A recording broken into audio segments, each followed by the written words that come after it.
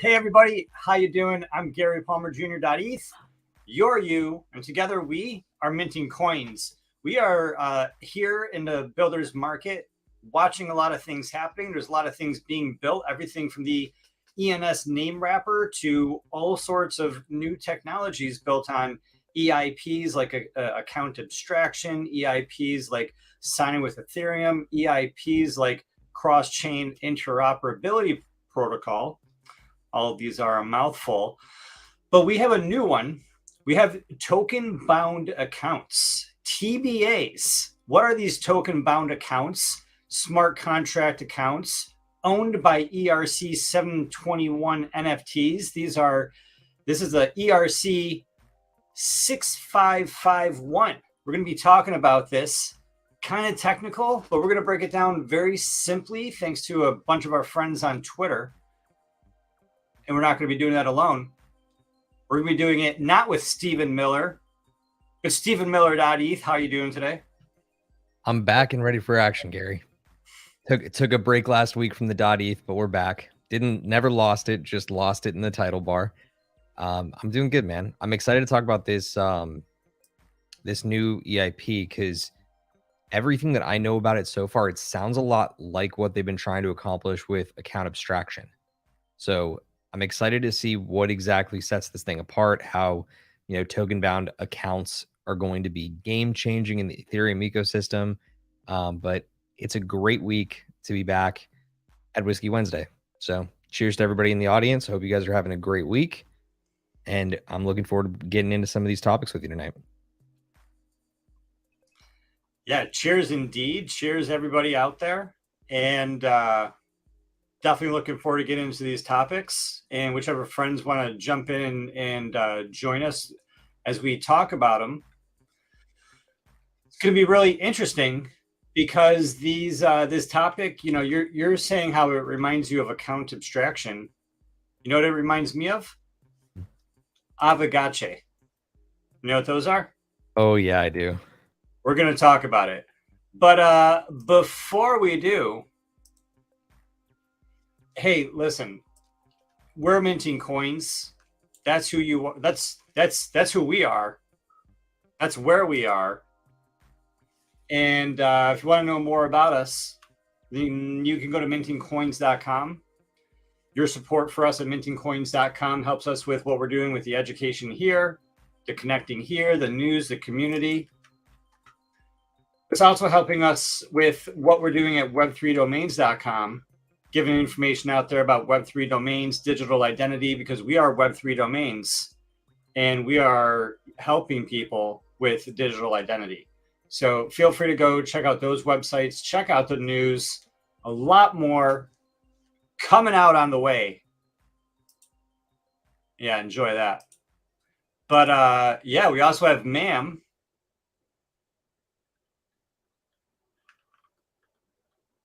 Oh, I'm muted. There we go. There we go. How we doing? Welcome to the show. Oh, I like the new graphic up top there. Unless that was always there. Was that always there, Gary? No, top left corner. I was messing around. Yeah. All right. Yeah, I got the live stream. We also got the lower one. We could drop that down. We got the frame. Okay. So I got the green frame. I got the lower right logo. And then we have the upper left live stream buttons. Nice. Changing it up. Yeah, just trying to figure it out. Checking out, seeing what we could do. Okay. But yeah, so that's cool. Yeah, we go with intros, or should we just get into this ERC-6551? Honestly, I want to dive right into it because, frankly, I think Luke is a lot smarter than me, and I'm really looking forward to hear what he has to say about it in concert with what you bring to the table. Because me over here, I'm just going to add some contextual color. That's what I do when things get too technical. Heck yeah, it's really cool pieces of technology. That's for sure. I'm surprised it hasn't come out way earlier, but nonetheless, it's out and it's here, and I think obviously we'll see a lot more of it, especially just More games will use it, obviously, because you can use it for in-game inventory type systems directly related to your NFT smart contract. Actually has really good security too, surprisingly. It's all kind of like programmable, so you can change it up and how it reacts and how it acts. So there's a lot more to get into, but we'll let Gary take it away on the article.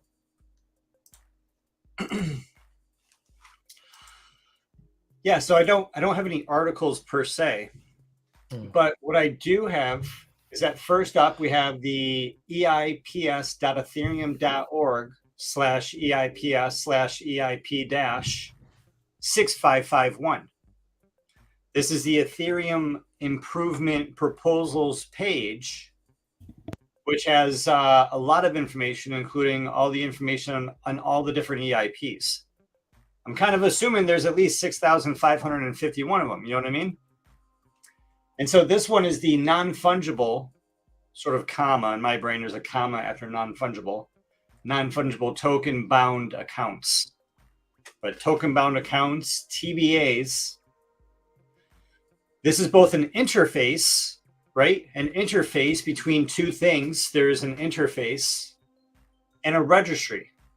A registry is like a list of items and who owns what, typically, right? So we have an interface and a registry for smart contract accounts that are actually owned by ERC-721 tokens. So you have an ERC-721 token, which is any NFT, practically. Hey, is this cross-compatible with 1155? Do you know? Rocket? You're on mute. It should be, but there's some limitations, but it's basically programmable, so you can get it all to work. Got it. So it does say that it requires EIP-155. Okay. Well, maybe through the course of this discussion, we can figure out the differences between why it says 1155 there and why it says ERC-721 over here. But let's just say, until we figure this out, generally speaking, it might be that any NFT that's ever existed or ever will exist, pretty much, is going to be able to use ERC-6551 as an interface and a registry, so that NFT itself can own a smart contract owned by the smart contract. Yeah, so the NFT itself can manage smart contracts. 6551 is going to allow the NFTs to own smart contract accounts. And this is mind-blowing, right? The NFT, I mean, what this means in layman terms, in my layman brain, is that an NFT is going to be able to essentially be an autonomous entity. Mm-hmm. An NFT is going to be able to have its own possessions, right? An NFT is going to be able to own a smart contract, have its own keys to a smart contract, have its own access to a smart contract. An NFT is going to be able to own other NFTs. An NFT is going to be able to own its own wallets. An NFT is going to be able to own its own money. It's like, I don't have the money. My NFT has the money. I just own the NFT. I'm not responsible for its actions. He's a crazy little monkey. You like take your NFT, you give your NFT an AI personality as its own AI agent, and then the NFT is allowed to own its own other NFTs. You're like, you give it the personality of a on-chain monkey, and you just let it go to town. Oh boy. So I don't know if we want to get into this kind of like long, technical, boring. Let's see, because this is like a lot of text and dry, and I don't know like how much reading we want to do. So like, what do we got here? Because I got some threads too to go through, but the threads will sum it up. Yeah, good. We have a character in a role-playing game that accumulates assets and abilities over time-based actions that have taken. Number one thing I think about here is other side. I don't know if you guys are following, but there's the Mara that come from the vessels, and there's Dakota, and those are NFTs, and those are characters, and that's a role play playing based game. And there are assets and abilities that they're going to have that they're going to be doing over time and over actions. And so, just like I said, like it kind of sounds crazy, but am I going to be able to take my NFT, put it behind an AI, and then that AI and the NFT is going to be able to execute the actions that are necessary on other side, and do what's got to get done? You theoretically could. There might be obviously there might have some like sort of security captcha that they'll try to throw in there, but AI can get to the point where it's good enough. But kind of the way you see it is like, say you're Bored Ape. That's your character now that you truly use across everything. And your Bored Ape now has an inventory. So on top of your Bored Ape, if you go to like, let's say you want to sell your Bored Ape and list it. Now, if it has that function and that contract involved with it, you can transfer that Bored Ape with all these other assets that you got, not only from like the Yuga universe, but some other side of things like CryptoPunks or anything like that. If there's any sort of game that comes out and your character is your smart contract with your Bored Ape, and you have all these different assets from different universes all combining into one inventory. So it's almost like today, to explain it, say you're playing I don't know what the game was, Fortnite, that came out and everybody got skins, or CSGO, Counter-Strike Global Offense, and you get skins. Well, you can take your one character, your person that you're playing, and you can have different assets from each different universe, each different game, and carry those with you across to different games, to different universes, that kind of thing. Yeah, so here's a quick call out. Smart contracts, NFT contracts like CryptoPunks, which do not implement an owner of method, are not compatible with this proposal. Well, there we have it. Can't do CryptoPunks. Well, you can, if technicality here, you can if you wrap it, I bet. Because if you wrap it, it's then a 720. Right. You could throw it through like Emblem Vault, wrap it, and then you're good. Yep. They got wrappers. You just got to use the official one, and the official one is whatever the market says is the official one. So yeah, there's all sorts of security considerations which we're just going to gloss over.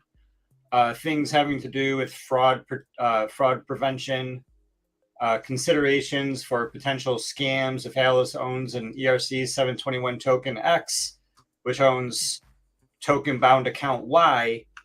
Alice deposits 10 ETH into account Y.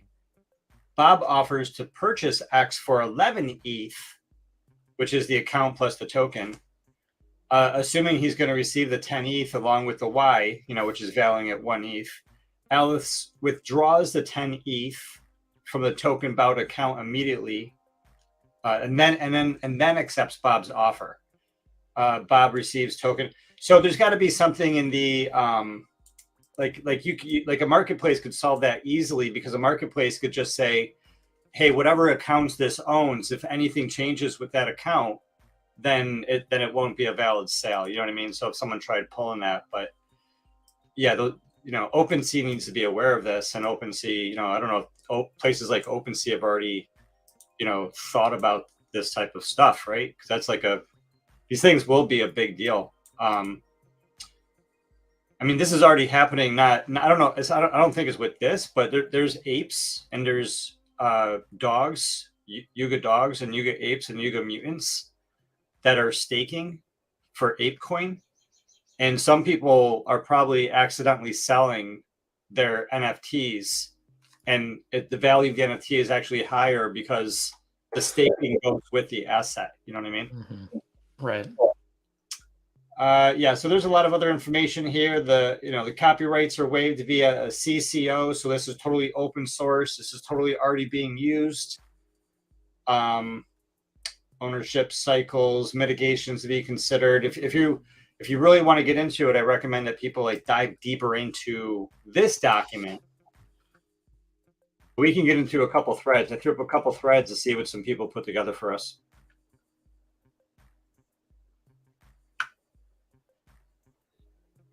So do you know of anybody using this stuff yet, Luke? No, I don't.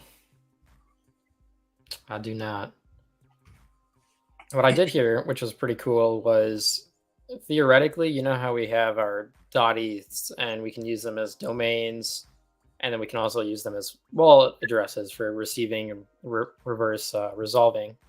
Well, you can send it basically to like your token ID that's attached to that smart contract. So if your Bored Ape has the token ID that it's linked to, obviously the Bored Ape contract, and you have the contract linked up, you could send USDC, Ethereum, or any token or anything to the ID of the actual NFT, and it will actually go into that smart contracts account, which is also kind of cool. So maybe ENS could have something in the future that not only did they have some sort of a naming service for just the theoretic hexadecimal wallet addresses, maybe something that could help with naming token IDs as well through subdomains or wrapping of, let's say, Yuga uses they wrap their ENS domain and then disperse subdomains and link them to each token ID. That could theoretically, then you could send it to the ENS subdomain, which is actually the token ID of that NFT. It's a little far out, but this sort of makes that possible. Every ENS name and every ENS subdomain is going to be capable of owning its own NFTs. Mm-hmm. Every ENS name. I mean, what's really weird, right? When you know what we're talking about, and you're thinking about and I'm thinking about it, and it's like kind of weird. What's kind of weird is that an ENS name or an ENS subdomain, you can reverse resolve that, make that the primary name of a wallet, and then it's the human readable labeled name of a wallet that you control. But what's weird is that with this new 6551, the ENS name can own its own wallet. Right? It's like not only can the ENS name be a label for your wallet, the ENS name can own its own wallet and could probably be the reverse resolver for its own wallet. Like, is that like a dream inside a dream? Like, what's going on there? I mean, my mind I think just went inside out. Some might call it tokenception.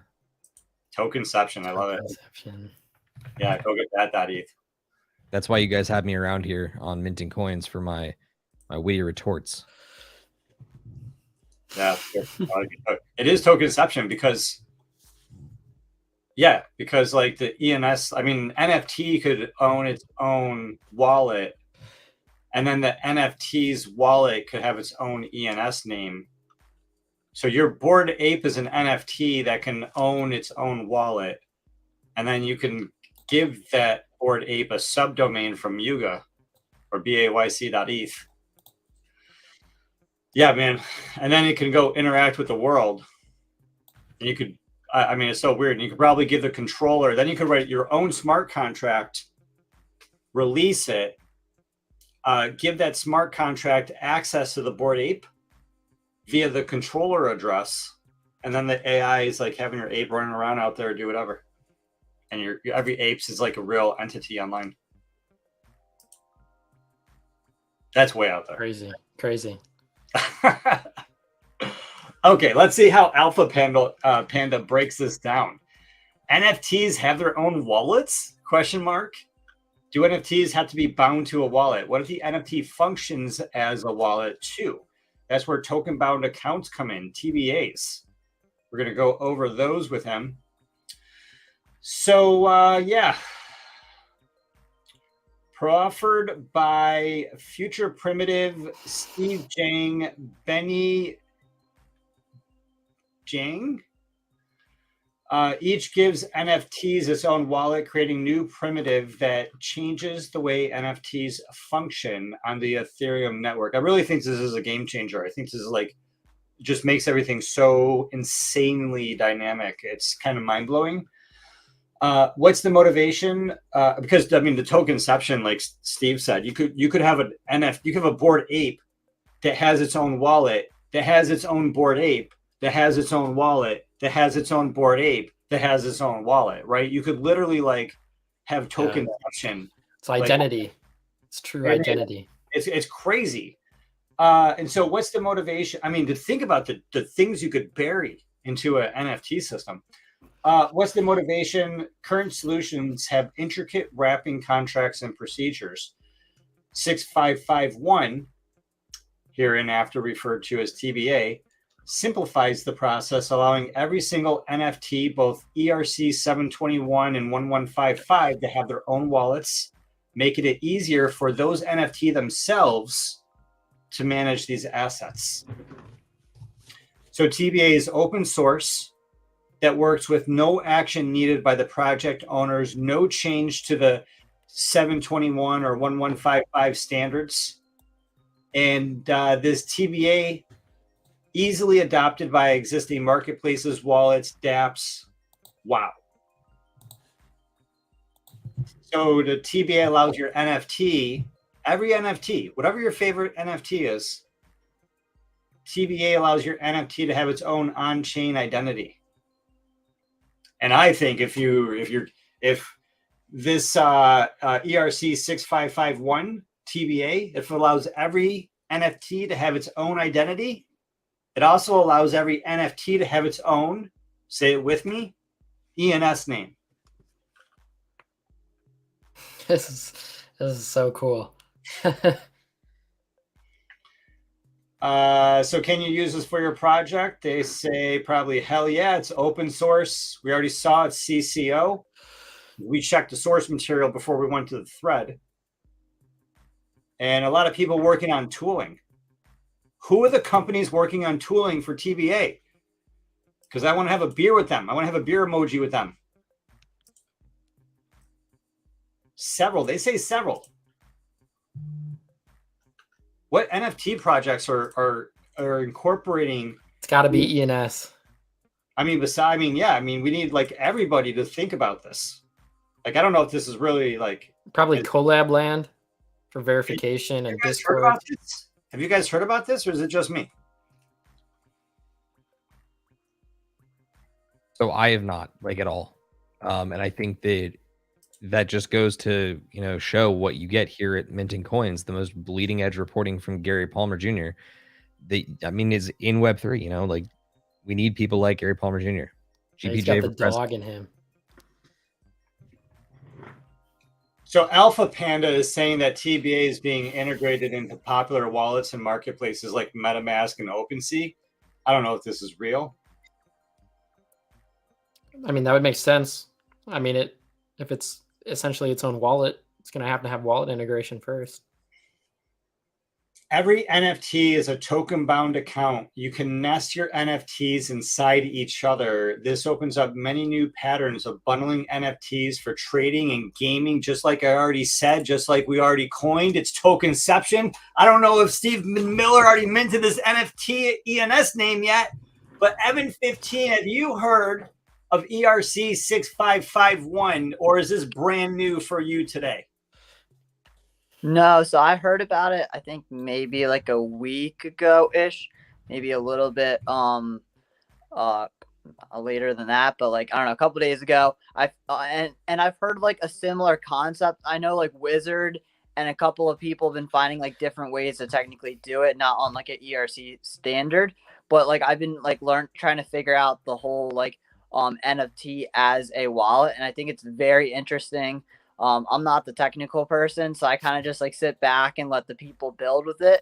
But I can see like some of the use cases about how like you can have a couple of different things in the wallet, sell it all together. Like I think that can be very useful. I can imagine like, in Web 2, you might have a business that owns multiple different DNS domains. Whether you want to import your DNS or wrap your DNS and then be able to sell that, or with your ENS as well, you can just have multiple ENS sell under one NFT. And I think it's just going to have like a whole, like, I don't know. I think that there's just a lot of different ways where they'll innovate. And I think it's kind of like subdomains where it's like a new paradigm, and it's going to take time. It's not like instantly something is going to boom. We're not, our bags aren't going to go to the moon yet, but I think it's going to be very influential into like how Ethereum and wallets like shift. Like I definitely see this as something that if it gets implemented, it really will change like how NFT projects build, how wallets implement things. I don't know. Like I said, I'm not technical, but I really could see this being a big factor long term, and I'm just excited to see what people can do with it. Well, you're not technical, but according to this post, we have ERC-6551 explained in one screenshot. It's, the item plus everything that it owns. Is it secure? Apparently, they take security seriously. They've already undergone a preliminary audit with 0x Macro DAO before launch, and an audit with CertiK. Certic. Certic? Oh, Certic. Okay. Is underway while seeking additional coverage through Code Farina. So, yeah, man, we have tokenception going on over here. This is kind of crazy with the tokenception possibilities. Yep. Gary's Bored Ape's going to have some Adidas new clothing to put on. All that customizable wardrobe. That sweet customizable drip. Gotta love it.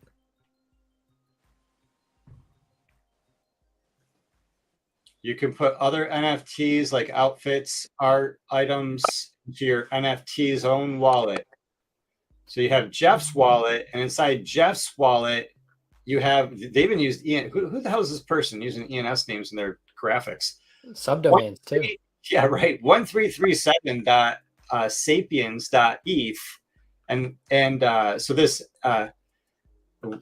just like I said, the NFT has its own wallet, and the NFT's wallet has its own ENS subdomain. Right. I mean, so that's so cool. And that could go on in infinite levels deep. Gosh, it makes me want to build something, but yeah, we all got to build. Yeah. Cool. So imagine virtual worlds, right? You have land. Land can own its own NFTs, its own house. If a house is an NFT, or I don't know, its own artwork. An art gallery piece of land can own its own art. Oh gosh, you could have a jukebox. Then you can get some digital records in your wallet. Swap them out. Yeah, there's a lot of possibilities that can happen.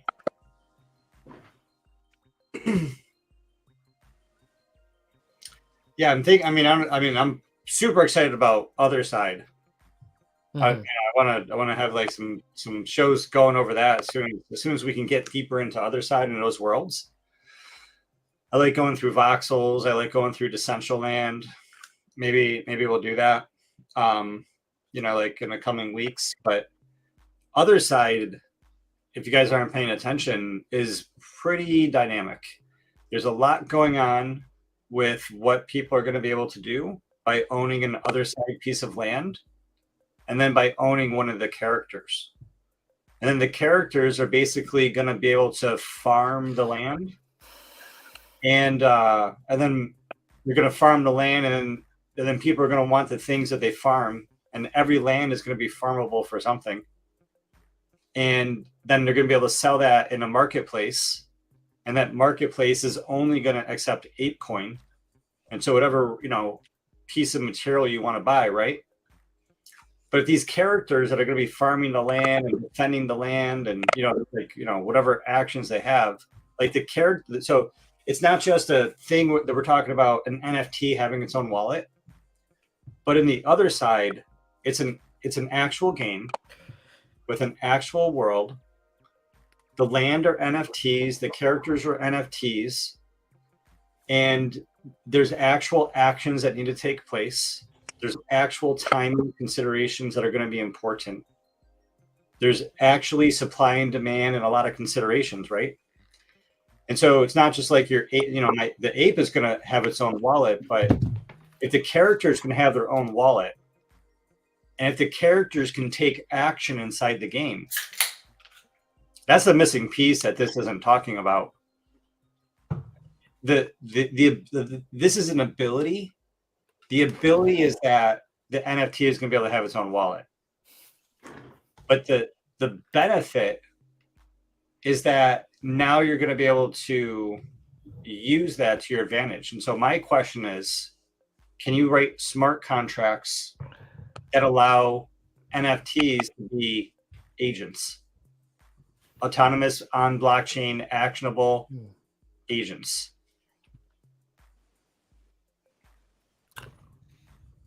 I mean, if you can do it now with a smart contract and where you own a smart contract, it's just writing the smart contract and having the NFT do the work. But you see and so instead of like you writing a smart contract and you sending that NFT, to a wallet that smart contract owns, I mean, the NFT itself could have its own wallet. I don't think I'm overthinking this, right? I mean, no, you're not. I mean, the NFT could have it. So instead of like sending your NFT away to another wallet that the smart contract controls, you keep the NFT, and the NFT has its own wallet. I mean, I think it's like a wormhole. I think it changes the game if I'm thinking about like how things are structured. Because it gives ownership, instead of giving ownership to a smart contract, it gives ownership to the NFT. And the NFT can have access to the smart contract. It like reverses the flow of the stream. Oh gosh, IRS. Why do you have to bring them into it? Because they're going to bring themselves into it anyway. Listen, your NFT is responsible for paying the taxes. Probably That's not. that's what I was saying. That's what I like. They need a file on their own, or they're a dependent of you, and right. I have dependents. Oh, Now that song's playing in my head, that everybody hurts. Is that what it was? Oh yeah, that's exactly what it was. gosh, you could have it. You could have it spot trade for you. Yeah, I mean, I was gonna go there. You could literally. Oh my goodness.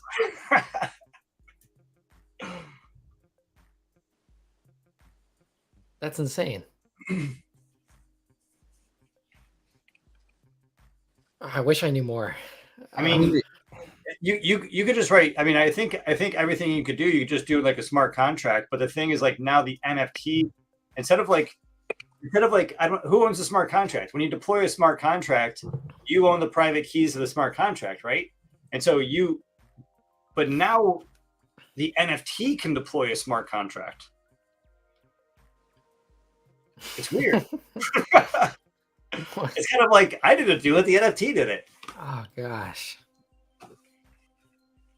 that's really going to draw the line then on where is like with AI. Is it actually you doing the conception? Like there was a lawsuit around like art recently on can you really use a prompt to generate your own art and then use that art to actually sell on a marketplace? And it came down to like I think it was like a lawsuit with like Midjourney and a person, and it came down to that the generation actually has all the copyright and all the things they need legally to sell the art. But if you craft the prompt, you are also responsible. So I'm trying to figure out where this is gonna play into fact. Can you actually have a NFT do all your stuff if it's autonomous? And then how is that going to backfire on you later with what kind of, legal indicators are you relying on? Like, could you maybe deploy it from a different country under different laws and regulations? Well, ultimately, I don't even know. probably still you. If you're taking that action, then I don't know, man. I'm not a lawyer. I think I the only template I have to go off of is what was block one? EOS. Okay. EOS. Yes, like they created a bunch of software, and then after they created a bunch of software, they put it up on GitHub or something, and they walked away, and they were like, "Hey, we just like created the instructions for a nuclear bomb and put the nuclear bomb over here, and anybody can like go over here and take the bomb and just say like play, and but we're not going to press play. We're just going to walk away."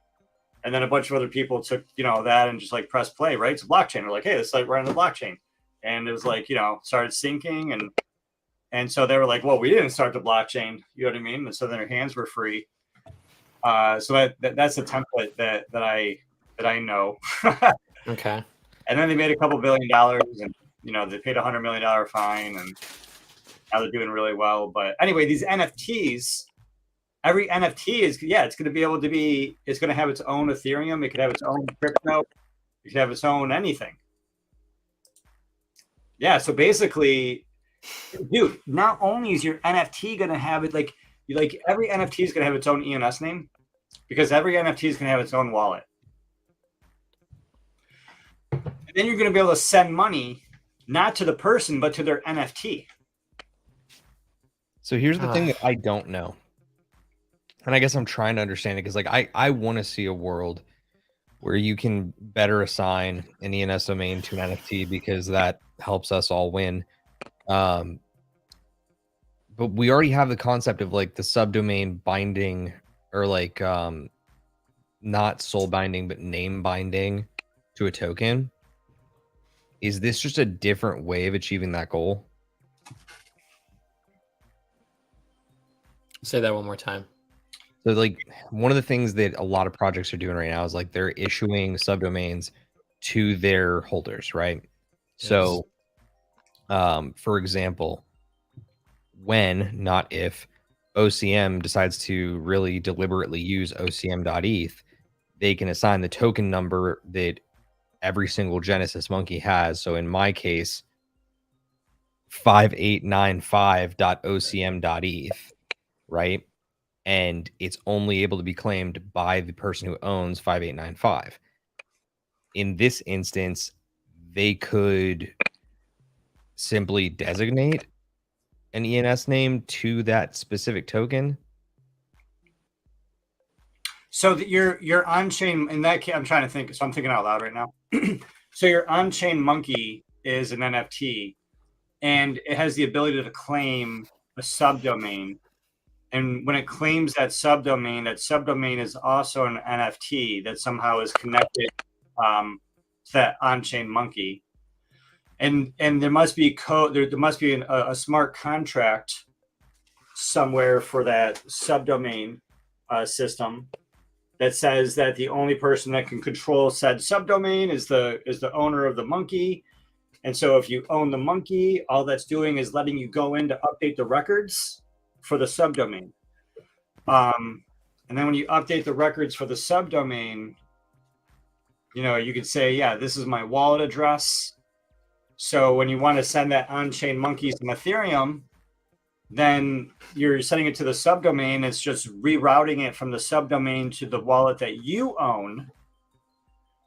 And so to your ultimate point, that is a system that's allowing subdomains to be applied to the NFTs, a part of their club, but this is different.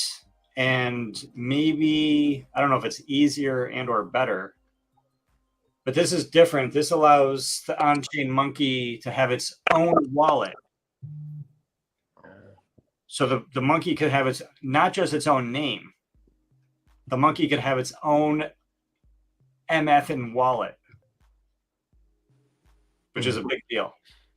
Here's what if the monkey owns its own wallet, then that monkey's wallet, right, the monkey NFT's wallet, can own its own NFTs in its wallet.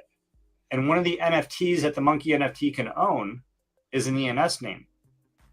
And then your on-chain monkey can set that ENS name as its reverse resolver or its primary name.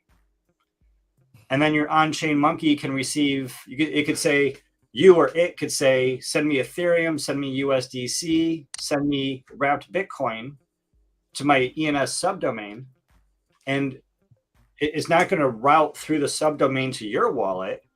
It's going to go route through the subdomain and go directly to the NFT's own wallet that the NFT itself controls. Let it be that you send it money or you send it tokens like other NFTs. It's just like you, like how you own a wallet through MetaMask. Whatever of your NFTs will be able to own their own wallet. Got to talk to them like they're real now. They'll be able to own their own wallets, of which they'll be able to use ENS names just like you use ENS names. You know, it won't have to be a subdomain. It could be a second level domain. Yeah, I get this thought of, I do believe you'll need to have the actual smart contract built for it to work. Maybe in the future that comes with different parameters. But what I worry about is, let's say, OCM sends out token IDs to all of their on-chain monkey holders. And Steven, what's your token ID? 5895. 5895. So 5895.ocm.eth. And that's linked in a smart contract. That smart contract has an owner under a different address when it is deployed. What would happen if you sell that on-chain monkey? Can you not, because is it locked inside that smart contract? So I'm thinking, is it going to have to be wrapped in the smart contract? Or if you sell that on-chain monkey, don't you ever do that, Steven? If you sell that on-chain monkey and you already have it in a smart contract, I'm so curious as to what happens to that subdomain then, or if some people sell or send you anything, NFTs to crypto to that subdomain, because technically your smart contract still holds that in there. So are you like now in a sense like ENS ways, like the parent owner of that NFT? So now after that, it's only like leasing your NFT out. Nobody truly owns it but the smart contract owner. I'm trying to figure out where the security comes into play and where the wrapping comes into play. I don't know yet. It ultimately depends on the NFT project and how they do their specific project. Like in the case of the .earth project, earth.eth, when you sell the NFT, the ENS subdomain, is bound. 1, 2, 3, 4 is soul bound together to the NFT. It's not soul bound to the wallet. It's soul bound to the NFT, right? A little bit of confusion sometimes there. What something is soul bound to. Soul bound doesn't have to be to a wallet. Typically, initially, that means to the wallet itself. But you like the .earth again, subdomain is soul bound to the NFT. It could be some projects could have it when you sell the subdomain, then, or when you sell the NFT, you just lose access to the subdomain or something. It's just anybody can do it differently, and specifically for OCM, I don't know.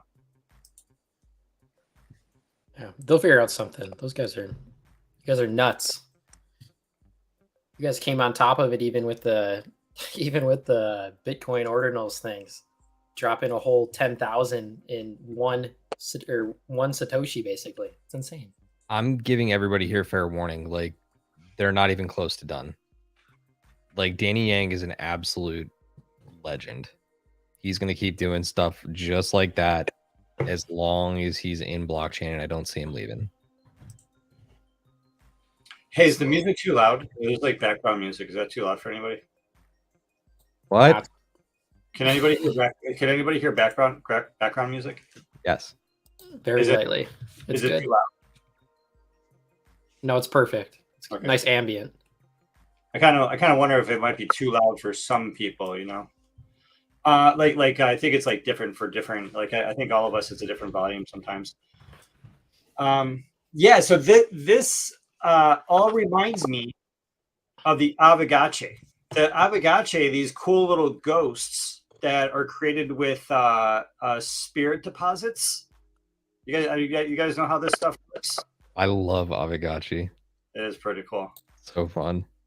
I have a Gen 1 portal somewhere. I don't know if it's worth anything, but that is a thing. Okay, so Steve Miller knows about these. Evan 15, you know about these? I know what it is, but I don't really like have any details on it. But I've heard like some of the backstory. I think it's pretty cool, like how it came about and where it's gone to. Yeah, so this was created because of Aave Bank. You guys know Aave. Aave is a place where you can deposit your crypto and maybe receive a certificate of deposit, and then you can use that certificate of deposit to earn yield other places. I don't want to get into that because all that's boring. No one's interested in, you know, that crazy stuff because you kind of like lose your pants because people get greedy. Anyway, you can go to Aave. I have so many meme coins like muted. You can go to Aave and you could make a deposit, and then you could take your deposit from that you did, and it could be like a unique amount from a unique coin, and you could take that deposit. That deposit is called a life force. You could take that life force, and you can then birth a Aavegotchi. And you got a portal, you birth an Aavegotchi, or you can go buy one. And the Aavegotchi has different rarities. Some things change, some things don't change. It's kind of like a game. And what's interesting is that you can murder. I don't think they phrase it like this, but essentially you can murder your Aavegotchi ghost. And if you murder your Aavegotchi ghost, you can take its life force. It's very morbid from its fleshy, non-fleshy body. And then you can, you know, take that money then out of the deposit of Aave Bank. So if your capitalist heart just wants the raw value of the material of something's life force, that's an option, I suppose, just like real life. But if the Aavegotchi is unique enough, if it's unique, then theoretically the Aavegotchi should be worth more than whatever its life force is. So if you put 1,000 link into its life force, you deposited 1,000 link, you know, you deposited $1 million or you deposited $1,000, the more unique it is, your Aavegotchi should be worth more than whatever it's deposited behind it.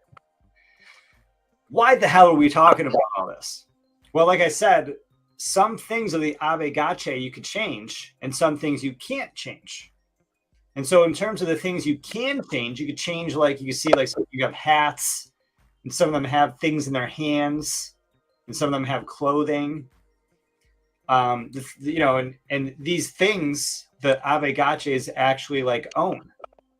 And so when you sell an Aavegotchi, you sell all the. I'm pretty sure it's how it works. Is that you sell all the shit that it owns with it. Yeah. So yeah, they describe it here. It's a yield generating NFT that doubles as a digital pet. Take care of them, and they take care of you. Yeah, so 100% on-chain assets, decentralized marketplace, community-owned DEX. Yeah, it's all kind of cool. It's all kind of interesting, but I just think based on what I'm hearing from ERC-6551, this whole TBA business, Aavegotchi has been doing this for a long time, and if anyone is, you know, trying to figure out how they can leverage 6551, they can, you know, go peek at what Aavegotchi has done in terms of these strikingly cute, very valuable digital pets. Yeah, look, I really like this project. I've known about them for a while. I still have quite a bit of their token. And if I'm being honest, I really do think they're going to be one of those projects out there that does recover and really crushes it in the next bull market. That, of course, is only financial opinion, not financial advice. DYOR ABCDEFG. And I really do think that what they have here is unique. A lot of other projects have tried to implement what they've got going on. One of which is a project called Charged Particles, and I really think that Aavegotchi has a much better system for what they're accomplishing, especially the whole kill your cute friend and take their money bit. Like, that's hysterical to me. It's literally what they're doing. Yeah. In a sense, this is This reminds me a little bit. Obviously, this was here before ordinals were a thing, but ordinals are actually tied to the actual level of currency. The data is actually on the token. So seeing this is the first time I've heard about this actually. So seeing this it's really cool to see that this technology is out there. I'm definitely gonna at least mess around and look and read about it. But this sounds cool. In terms of a little bit of alpha, if Stephen Miller's correct, and this actually will make a comeback, which we must be skeptical for legal purposes and practical reasons.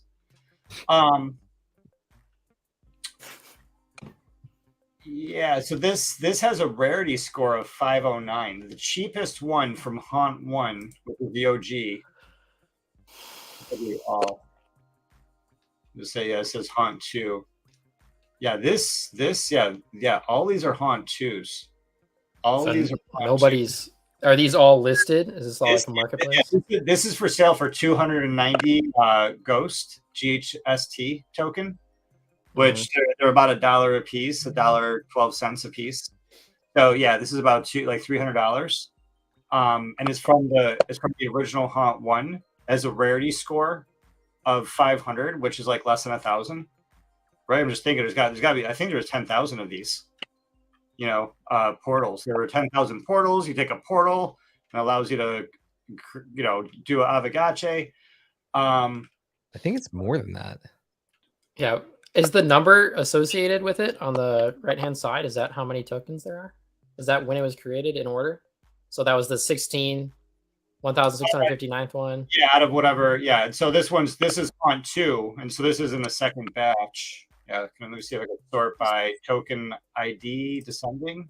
So can you use the oldest one descending is 24,969. So there might be 25,000 max of these guys. Yeah, I haven't checked into the tokenomics of their NFTs lately. But so what I do know is that their token itself is it's a mineable token. So they're using a quasi proof of work model for increasing the supply, but it is capped, similar to Bitcoin. And it's a DEX too. So it's basically you're pooling your liquidity or using different pairs to add liquidity to a pool, and you get that LP pair, and this is potentially the attachment to the LP pair. Correct? I'm going to give a loose yes on that one. Okay. And then, do these portals still work? Say, Gary, you said you have a Haunt 1 portal. You can still use it. Yeah, so this is what I got. I got one of these. I was just scoping out to see what this baby's worth.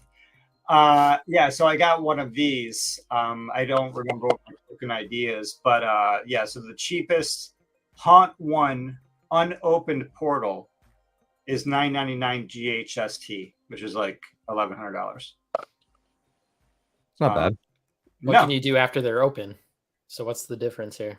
I'm not sure what the deal is with the open ones, but I know the unopened one, basically I could be I can go deposit whatever I want. So if I want to make my Avagache kind of extra rare, I can buy an unopened portal.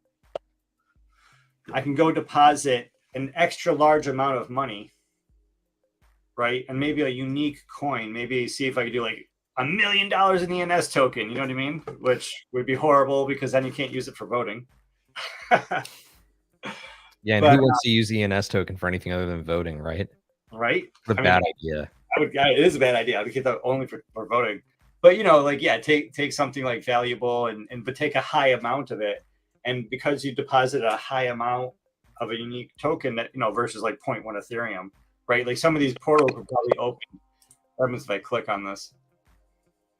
So Avagaches in this portal. Yeah, so these are all the shit Avagaches that were opened with this portal.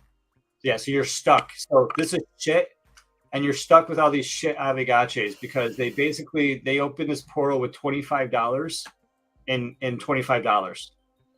They deposited $25 shitty dollars, and they wasted this portal. And these are all the low end shitty Avagaches from their fucking around. That's how I feel about that.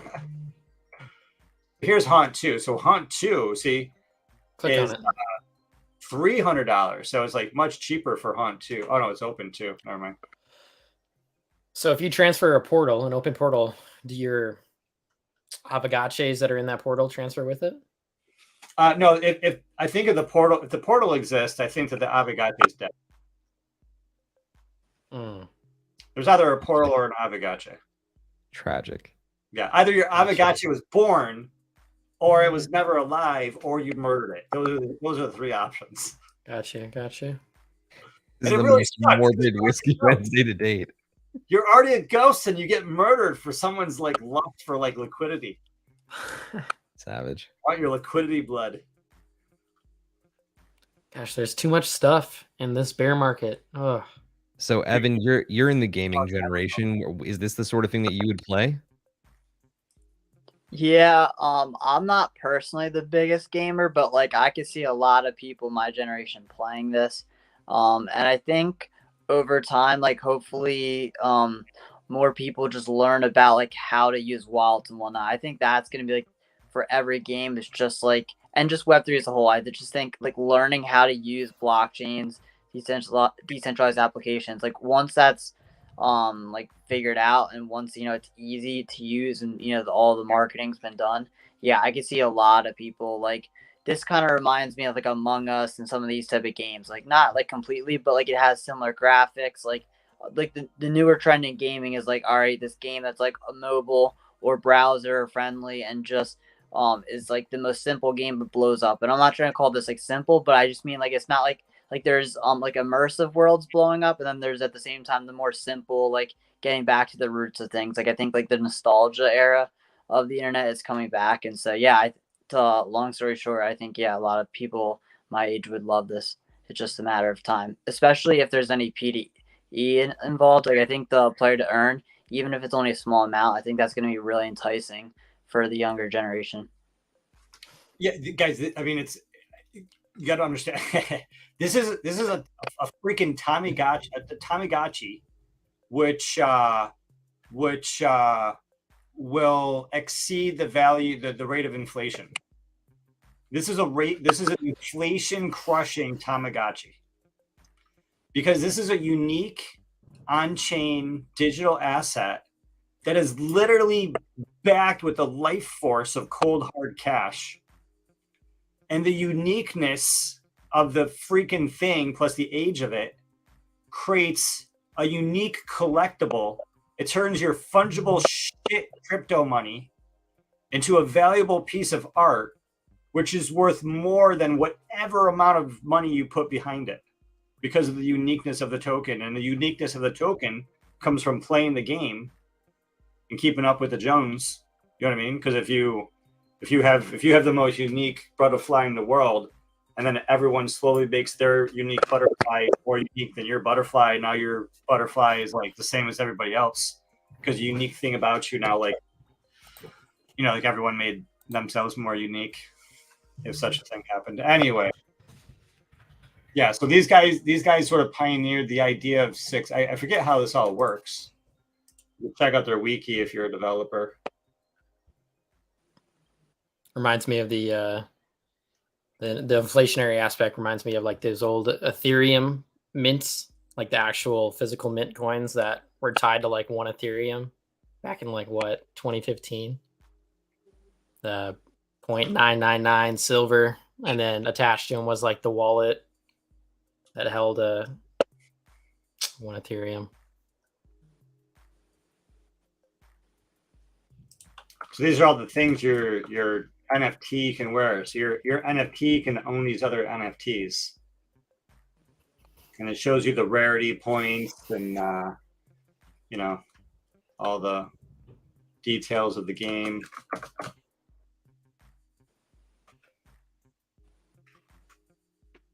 Let's see here, wearables, very farming.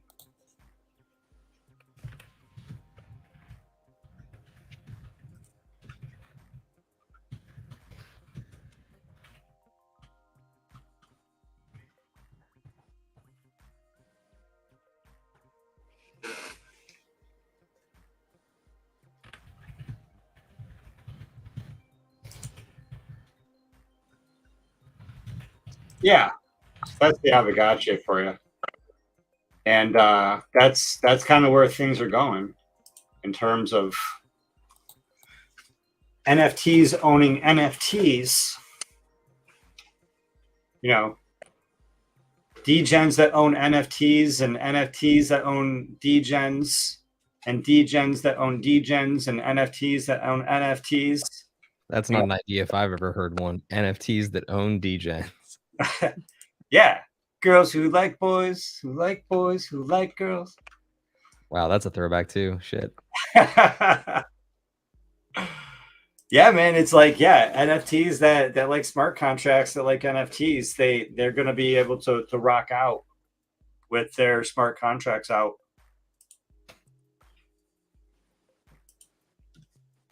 We've done. We've empowered Gary to say some really crazy shit tonight. The whole inception aspect of this like kind of blows my mind, because there's going to be people that do crazy stuff and weird stuff. Mm-hmm. There's going to be people that allow their NFT to have their own wallet, and that NFT is going to own their own NFT, which is going to have their own wallet, and that NFT is going to own their own NFT, which is going to have their own wallet. And then somehow these NFTs are going to work together, and somehow there's going to be circular logic, just like ENS Punks did with his subdomains plus reverse, controllers and controller records that were able to control, and it was like a circular logic sort of situation. And it's just going to create like new systems where instead of a user owning a wallet that's doing something, the NFT is going to be able to own the wallet. I mean, I guess you could create a smart contract that you send the NFT to, and then even though you send the NFT to the smart contract, the NFT could have its own wallet, and then the wallet, that NFT and their wallet could be, you can transfer ownership of the smart contract to the NFT itself, and that would be super circular. I'm trying so hard to follow your logic here, and like it's things like this EIP that just it starts to break your brain. Like I love the innovation in this industry, and I'm always trying to keep up with it. But the problem is that the gears can only turn so fast, right? You want them to pick up, but I mean, it's a difficulty. Ada, save us from ourselves. How are you doing? Wow, are you guys going down rabbit holes? Oh yeah, already there. I gotta listen. 16 feet under. Yeah, sorry, my class was like a long one today. Yeah, thanks for joining us. How you doing? Great. My brain is already like, so I'm ready for some more. Yeah. Give it to me. How's everyone doing? Living the dream. Another beautiful day in ENS paradise. You say like somebody has a knife in your back or something. I mean, it's just a little uncomfortable to the left, but I'll be good. Hey, as long as you have like those powers of regeneration, it's all good. God. Now you've got Tenacious D lyrics going through my head. We need to move on to the next story. Sorry. Leave it to me, man. Just like, the desire to like burn it all down is just like so strong. I was gonna say, I feel like we need a rant on the minting coins shows every single week for like Ada's burn it all down moment. Are you kidding me? This week I was like, we either have like a huge like kind of covered up addiction, or people are just dumb. Like I don't know how to describe it. I don't have a word for the fuckery, but like I just don't know. Like, why would you just keep sending money to an address that like you don't know anything about? Like, what is wrong with you? And then you cry about it. Like, like, are you missing some brain parts? Like, I just don't understand. Like, I understand the concept, right? Because that's why people gamble. And even when you're losing, like, I'm not a big gambler myself, but it's, you know, we see it and we hear stories. It's like there is that desire that it's like, well, the next one, the next one, the next one, the next one, and your whole wallet is gone. But I mean, that's like gambling addiction. Let's just call it what it is. And so then, you know, there's going to be like, I mean, I hope somebody like is putting together anonymous because it's really needed. So that's like my rant for this week. I kind of like took most week off Twitter because it was like on the beginning, I was like, what is happening? And I was like, oh, Mercury retrograde. What are you guys doing? Like, haven't you been like humaning long enough to know that like you just don't do that when when Mercury is in retrograde? Like, I mean, you can't send a text and not get in a fight, and you guys are like doing what? Making financial decisions? So once I figured that out, I was like, oh yeah. But I can't, because I think to me is being here, like, you know, in 2017, like we just seen it all. And I get that a lot of people, like for a lot of people, this is like a new wave of people. But like, I would think you would do some of your homework and be like, oh, there already was like a shitcoin plague and most people lost money. So maybe I shouldn't do it. But it's entertaining as hell. So yeah, so I kind of took a vacation from Twitter because I just can't handle it. Like, you know, I try to be nice, but I'm just not a nice person, really. So, Gary kind of does the thing where he goes on a public rants. I just like sign out. I'm just like, see ya. Let me know when this all dies down. You're just in the other room, you know, in the dark, like playing with your Bic lighter. Like, oh God, if only. Yeah, I actually went and followed a whole bunch of biohacking and health accounts because I was like, I gotta see something else on my thread, otherwise I'm gonna lose it. So that's what I did to like counteract, because I was like, if I see another like shitcoin post, I'm going to make many enemies from the people that like haven't even had a chance to become my friends. You know, we kind of like reached that point. Yeah, but I mean, I don't know if it's like, it's not quite rant worthy because it's just like, it's just dumb. What do you guys have to rant about? What's the rant I missed? Gary, what's your rant of the week? I don't think I have one. Let me think. Do I have one? I think I was ranting about something earlier this week.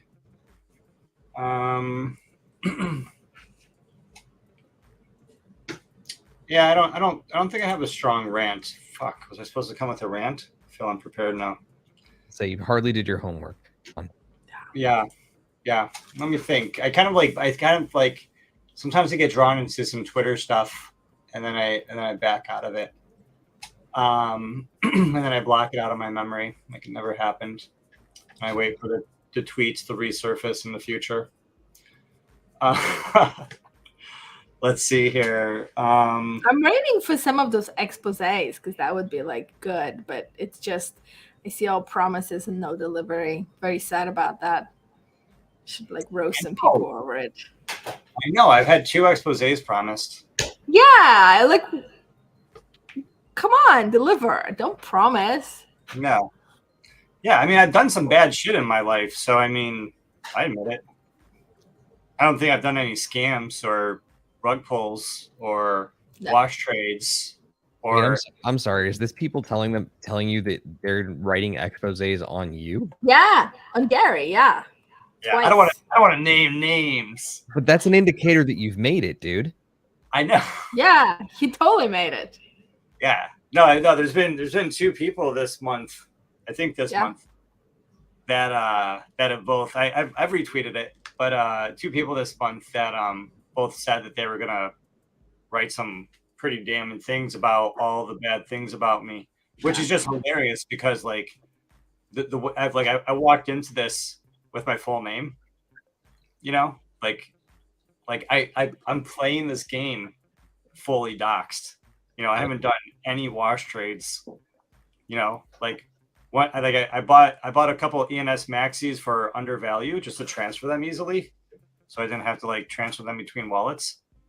But wash trades are when you like bid higher on things, not when you fucking undercut yourself. Let's see. Yeah, I've never done a scam. I've never done a wash trade. I've never done a rug pull. I've never made it. I never made a token. I've never, you know. Like we're also missing an opportunity here with like you could do once a month on minting coins, Whiskey Wednesdays. Never have I ever. This is great. I love Never Have I Ever. I mean, I bought popcorn. I'm prepared. I got popcorn. Like, I'm ready.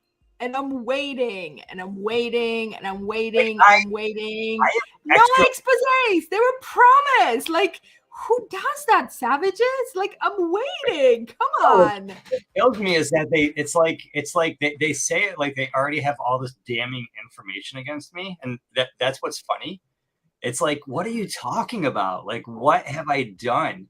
You know what I mean? It's like, dude, one time these people were in this Twitter space and they're saying all this stuff that's super incriminating, right? And they're saying all this stuff that's incriminating, and you know, and yeah, man, it had to do with like the squatter stuff. I just said it had to do with the squatter stuff back in the day, like way back in the day, a couple of weeks ago or a couple of months ago or something. I was about to say it's like recent history, dude. And like, so there's a bunch of people in the room, and I was like, I was talking to this other person. I'm like, dude, I can't believe these people are saying this incriminating stuff that's just like, you know, like really hot and heavy, but they're also like saying this stuff that's like makes it sound like you're going to be criminally liable, right? Because you guys, I don't know if you guys know how I feel about it, but when you call yourself a squatter, that's like a sort of like a legal thing, and like it is like a bad rep. And I think what people want to do is that you want to refer to yourself as a domainer because you're buying and selling domains. You're not like, you know, I'm not buying StephenMiller.eth and selling it to Stephen Miller. You know, like, yeah. And guess what? You can't even buy SteveMiller.eth and try to sell it to me. There you go. Because, you know, cornered. And so like, yeah, people that do that are setting themselves up for I think, for legal risk. Mm-hmm. And yeah, one time I went to a room and I was like, man, like they shouldn't be doing this because they're setting themselves up for legal risk. And the person said I was censoring. They were like, you're censoring. I remember that. I was there for that. That was funny. The censoring part, I think was like a private conversation. Someone in a private conversation, they were like, yeah, when you did that, you were censoring people. No, somebody said it point blank on the space. It was really funny. Yeah. I was like, because I was sitting there like basically just with my popcorn in hand, wondering what was happening. Like, because I mean, you were doing such a good job on the defense too. Yeah. And honest to God, Evan 15, like in terms of like crisis communication management, it was kind of like, it was not even kind of, it was Gary's shining moment. Like he really turned out for that one moment because it was ridiculous. Just that one moment. I mean, Gary, like if we're being honest, like your crisis comm strategy needs a little finesse. Just a little bit. Just a little. Yeah. No. I mean, all I gotta do is stop arguing with fools. But there's so fucking many. I know. Anyway, yeah, so they said I was censoring, and so that's one point against me. I'd love for people to bring that up against me. It's like, holy shit. Yeah. I just want anything. I'm ready with the bowl of popcorn. But all this like under promising is sadness. Yeah.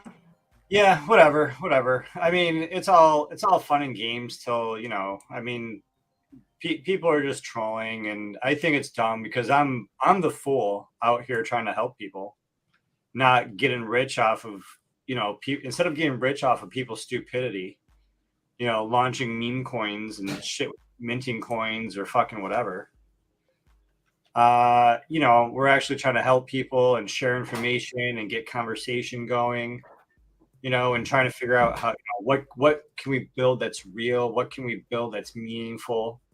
How can we inspire other people to build meaningful things in code or content? And and then there's other people who are just degenning in NFTs, degenning in meme coins. And it's like the nature of humanity. I feel like a fool sometimes, in the sense that instead of doing everything right and losing, we should do everything wrong and start winning. But I don't want to. It's just I don't like playing like that. I want to figure out, how do we do things, like, what's the third door? How can we do things right and win? And be as it may, it's kind of like really frustrating going through the public grants process. I share that sentiment with other people. The public grants process, makes me sad. But at the same time, all the people who are fighting against the public grants process, they also make me sad, because they get mad at the public grants process and they don't do anything about it. They're just continuing to complain that they're not getting paid, or they, but at the same time, the public grants process, it kind of does suck. It's like we don't get any real help at minting coins. We've been a part of this space for kind of a long time, you know what I mean? And we haven't played the politics game, at all. And we consistently lose out the EMS small grants. Rejected from, we were just like rejected for the Gitcoin grants, Web3 education round, which is like, like really just like frustrating. And because it's like, geez, we just want to be part of the pool of the matching, you know what I mean? It's like we meet all the criteria. We've been around for over 9 months, almost a year, a couple months short of a year. We're doing clearly Web3 education, and we clearly have success, and we clearly we have all these things, and the application was pretty detailed. I thought like I covered everything.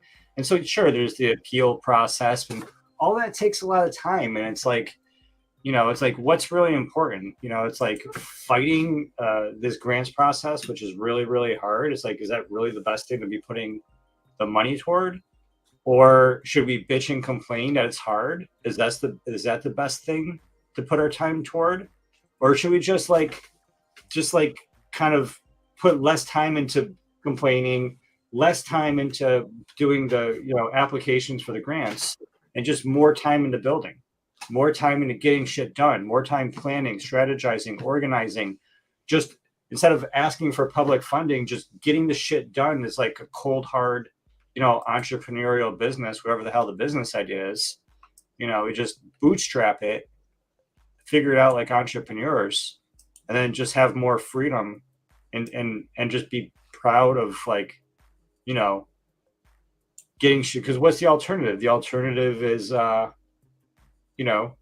waiting forever until you get funding, and just forever not getting funding, because it's like a catch-22. You got to actually get shit done, and then you're successful, and then you get funding. And when you get the funding, you don't need the funding.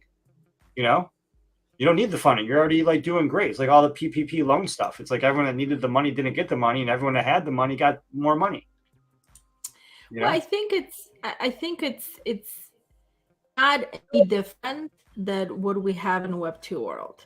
Is that entrepreneurs go out there and make shit happen, and all the nonprofits spend all their time like competing for grants over and over and over again. And for those of us who have spent any time in nonprofits, like I was an operations manager for a nonprofit for several years in California, and it's such a waste of time. You compete with all the other nonprofits. But I think that the biggest piece is that at the end of the day, the people who are in Web3 space right now, who are like bitching, complaining, and who, we're arguing with, so to speak. I'm not, but whoever is, they're not your audience. B, they're never going to be your clients, and C, they're going to move on to something else. Like, that's the truth, is that the ideal clients are the people in Web 2 that are going to try to onboard. And so the question, I think, becomes is, how do you simplify the technology so it solves the problem for them? Because otherwise there is no way. I mean, why would they buy into it if there isn't a problem, if there isn't a friction, right? Like, they want to buy into it because there's something in it that they're missing from the current system.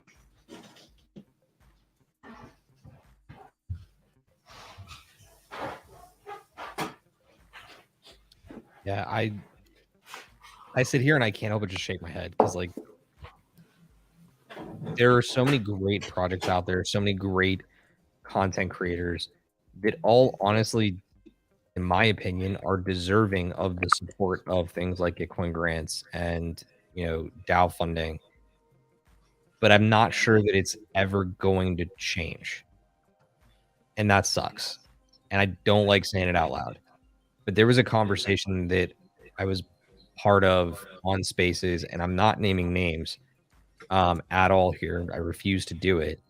But a lot of the reason, quote unquote, that this keeps happening is it's just a lot of paying our own friends, right, from the top. Mm-hmm. Politics. And that type of politics, like,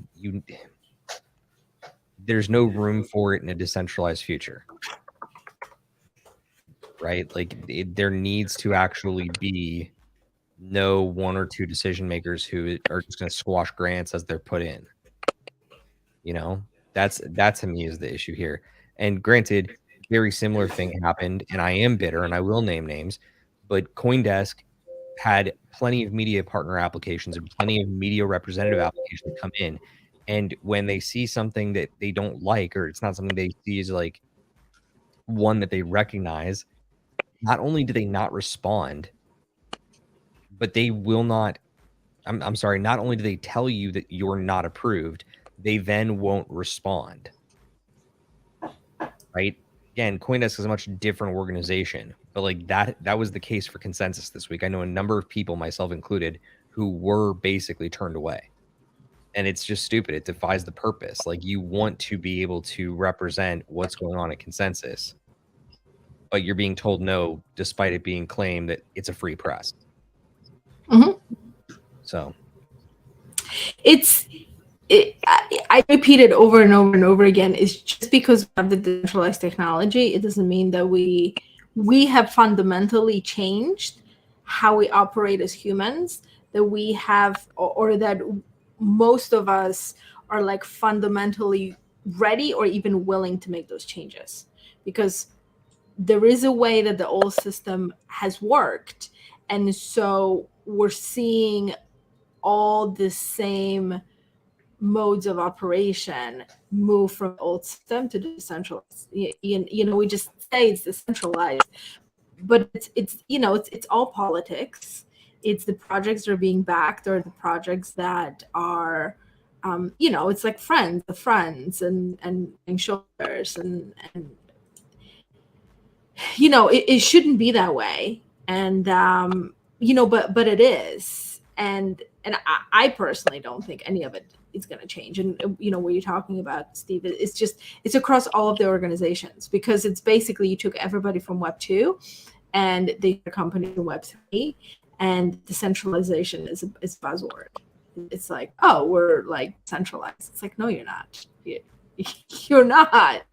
Nothing had changed. I don't think a lot of places are really claiming, like, yeah, some places, people in projects, but I don't think a lot of them are claiming to be decentralized, and I don't think anyone is claiming, even the people at Gitcoin and Gitcoin grants, I don't think anyone is claiming that the current system is perfect. But I would be a little hesitant to to be so pessimistic, simply because we are so early. I think you're right to be pessimistic. Don't get me wrong.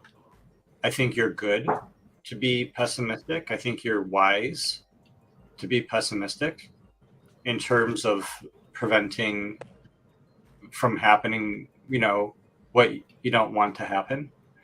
But because we're so early and because there's a lot of opportunity for great change and disruption, I wouldn't, completely dismiss the possibility that we do figure out ways of creating pools of money, which create whatever the opposite of a catch-22 is, right? And this is a significant part of Web3 that a lot of people don't know about, called public goods. Like we all hear the word public goods, I think, especially at ENS, we hear a lot about public goods. But public goods is actually like a thing. It is actually a real thing. ENS is like a fucking drop of water in the ocean of public goods. I mean, it's probably like a pond or a medium-sized lake. But there's a lot of things that are public goods already, and there's a lot more public goods that we want to bring into Web3, or that we want to make a bigger part of Web3. Griff Green, I think, talks about this a lot. Who's a part of Gitcoin grants, and public goods. I think he says is like a $4 or $5 trillion industry. It's a lot of money in public goods. And there is this, hippie utopian dream of Web3. And if you're drinking the Kool-Aid, we have the Kool-Aid here. There is this utopian dream of creating these. It's like a financial version of fusion. You have money in the pool, and the money just creates, helps. And the money plus the system helps create an unlimited supply of good. I mean, Pizza Dough also wants to do this, right? Rare Pizzas and Pizza Dough, they want to make pizza free by creating, what is that called? It's like there's a phrase for it, but the economic system can support a system where that pizza can be free for a certain amount of users, and people will pay for pizza while pizza also being free. And these public good systems are a part of this. It's like an out. I understand they are working on it, but we can't wait for it. We can't wait for them to figure it out. We can't hope that they figure it out. We can't guarantee that they're going to figure it out. We still have to prioritize entrepreneurship. It's like we need to figure out a way that the fire department covers everybody. We need to figure out a way that everybody gets clean water. We need to figure out a way where everybody gets like security of digital audits of smart contracts, and it benefits everybody, but entrepreneurs, right, gotta do the work. And it's really hard because it's like, how do you gotta to do like really good automated funding, even for someone that has an idea. It's like, well, do you fund it if it's an idea? Do you fund it? Do they have to have done accomplishment first? And then you have to do proof of humanity. Is this a real person? Is this a real project? Are they farming the system? There is a lot, I think that goes into it. How do you prove results? What are the results? There's 10 people that have a blog. Do all 10 people get $10,000? Like, how do you differentiate, the KPIs for 10 different blogs? Is it whoever has the most views? Whatever your metric can be gamified. So it's like, what's the algorithm that says a blog is worthy of receiving funding, or a newspaper is worthy of receiving funding? You gotta have view, because it's like I do SEO, I do digital marketing. You make it, hey, I want to get customers. Here's $1,000 or $5,000 or $10,000 for a website. Okay, here's a website. All right, I got a website. You spent this money. Where are the customers? Oh, you need to do SEO. Spend SEO, no customers. Well, yeah, you got to get visibility. Okay, I'm number one in Google, no customers. We got to get traffic. Okay, I got a lot of traffic, no customers. All right, well, they got to fill out the form. Okay, they got to fill out the form, but they're shitty people. We got to get good people to fill out the form. Okay, they're good people, but like my closing ratio is only 10%. Well, it's because you suck and you got to get better at sales. You know, and you know all these things are connected, and I don't know. So that's a big. So there's my rant. You wanted a rant?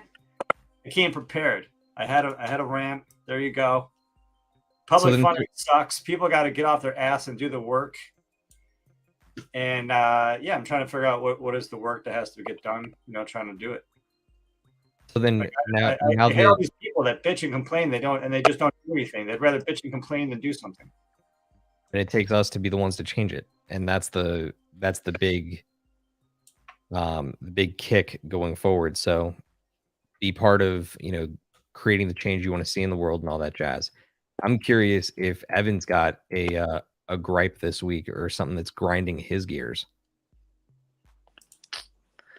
I don't know about like this week, but I'd say in general, when it comes to like decentralization and some of these like buzzwords, I think I really get frustrated when communities in general conform to centralization just for the benefit of their bags. I see that a lot where, you know, yeah, we're decentralized. We do this. Oh, but Nike's gonna come and buy us out, and they're gonna completely take it over.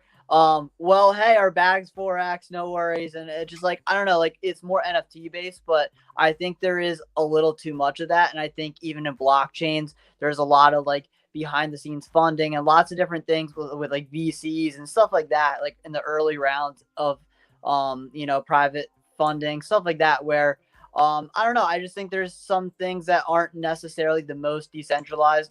I think, you know, ENS didn't do everything right, but they never took VC money. And I think some things like that are really positive things to be said. And, you know, they're kind of leading the way.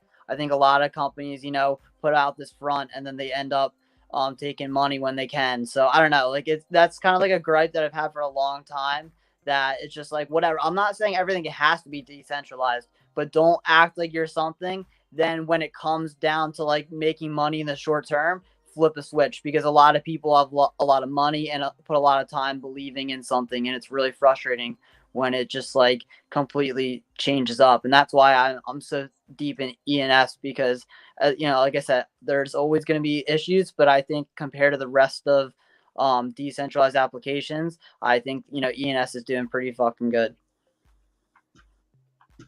Definitely a good point there. And the fact is you sit in this world where you constantly see that type of money coming in, right? The question is like, at what point do you say, wait, is this still kosher? Is this still actually good for us? You know, as much as I love trees, I fucking hate sequoia. That's kind of where I'm going with it. But they're going to be around for quite some time to come.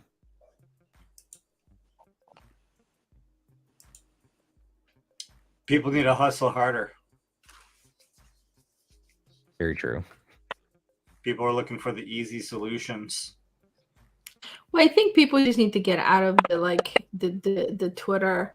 The Twitter bubble is really it's really a distraction unless you are there to like you're just there as a content creator. You know, you're like, you create content and you make the connections and you systematize it like anything else. The content creator is just one persona type. Like you could be there as a content creator, yes, right?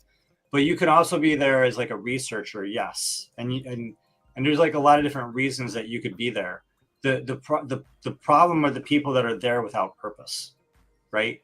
And there's a lot of people that want to be involved. There's a lot of people that in their heart, they want to like actually do something, and they want to be part of something, and they want to build something, but they have no idea where to start. And there's some people that know where to start, but they're not exactly sure how to make the connections or who to make the connections with, because you know, yeah, we're Web3 and we're a decentralized community, and we need people that have empathy and compassion, because there's a lot of assholes that don't understand how blockchain works and how Web3 works. And we have to have compassion and empathy and understanding and candor and humility for all the different people, because it's really hard to build a community. And when you're building communities, there's groups of people that come together, right? There's 500 people in the DAO. There's not everybody has the same level of participation. If there's 10 people in the DAO, not everybody has the same level of participation. So people need to come to Twitter, like find people, bring a band together, and like kind of like get, maybe like try to get, but it's really hard. People don't know where to start.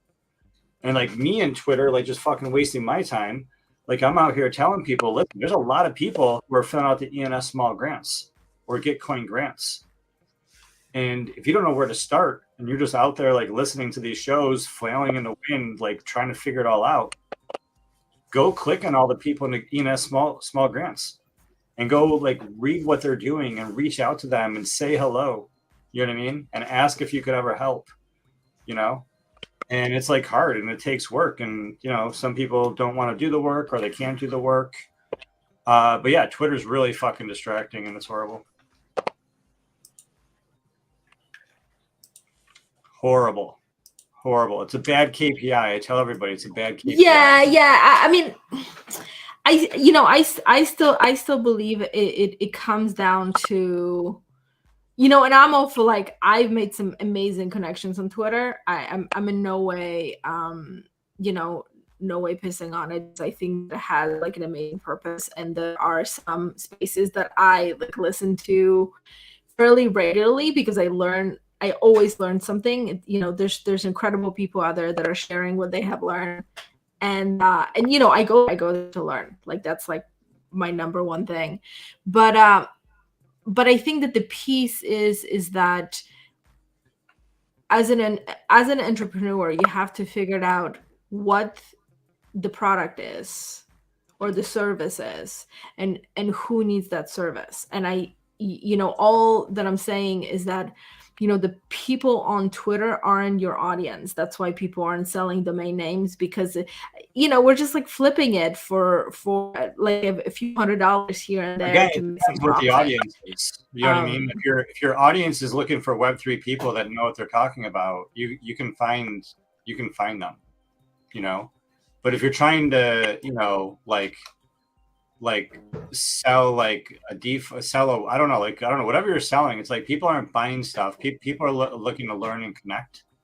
And because that's just like not the right audience. I mean, that's when your stuff isn't selling, because either nobody needs your shit or you have wrong audience. I mean, that's just, we all know that from companies and from branding. It's like, number one, it's like, do the research and you can have the greatest idea, but if nobody wants said service or product, and I mean, we had been, Gary and I were in conversations with somebody, here locally who owns a big advertising firm. And he was like, he was like one of the people that he kind of knew what was happening. And we were having conversations with him. And he's like, how do I present it to my partners? And B, how do I like package it and sell it to my existing clients? And it's like, we had a lot of meetings, but it's like, that's the challenging piece, because, nobody, it's like going back to like,